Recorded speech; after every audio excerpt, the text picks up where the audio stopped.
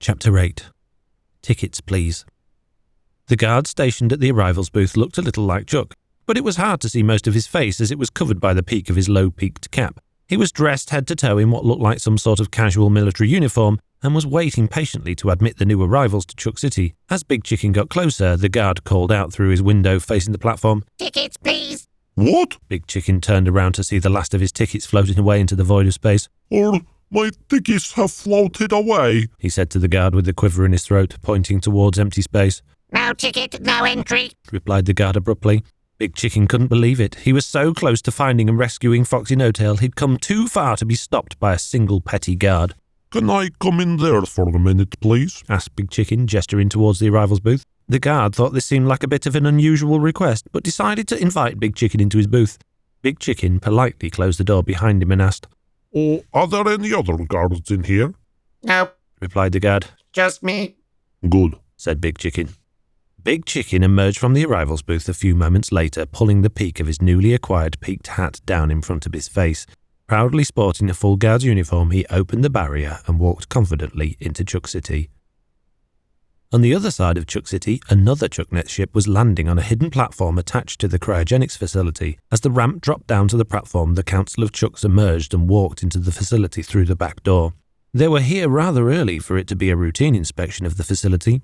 Director Chuck had done his best to avoid the news of the catastrophic failure they'd encountered earlier, as every single one of the Foxy clones became aware they were in a simulation and had to be disintegrated. But there are just some things you can't help but leak when you share a hive consciousness. The one Chuck led the group through the large door between the landing pad and the huge outside wall of the cryogenics facility. They marched along the platform that skirted the outside edge of the huge open room and stopped in front of a large light wall where Director Chuck was standing alongside Monitor Chuck and a handful of worker Chucks nervously waiting their arrival. "You had one job," boomed the one Chuck towards Director Chuck. He raised his arm towards Director Chuck, clenching his non-existent fist, and pop! Director Chuck exploded into dust right in front of them. "I will preside over this operation from now on," he demanded. "Where are the new timelines?" There was silence for a moment, then Monitor Chuck, trying hard not to look the one Chuck directly in the eye, said, "The original has been awoken and is being prepared for the procedure." "He's only just being prepared?" shouted the one Chuck. "Why?"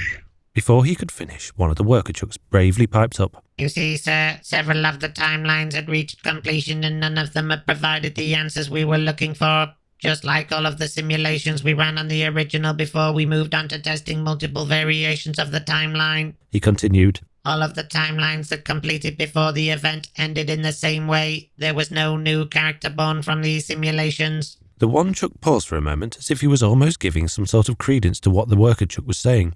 Glaring at them with a menacing look in his eyes, he spoke softly, but with a power that glued Monitor Chuck to the floor with fright. "It's time." Monitor Chuck cleared the lump in his digital throat and asked quietly and politely, "What's time?" The one Chuck raised his arm, lifting Monitor Chuck a few inches from the ground.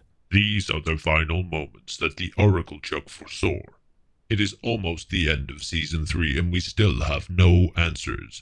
The prophecy may not have come to fruition just yet, as for now we still exist, but I can feel the data streams from the future are no longer flowing backwards." He swung his arm out to the side, hurling Monitor Chuck over the barrier and down into the inner core of the cryogenics facility where the exposed cryofluid instantly froze his circuitry, making it so brittle that he smashed into 1,000 pieces as he hit the floor. "Get me answers. No one leaves until we have the answers." He turned and screamed to the council behind him.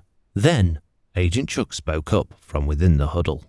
"Leave this to me."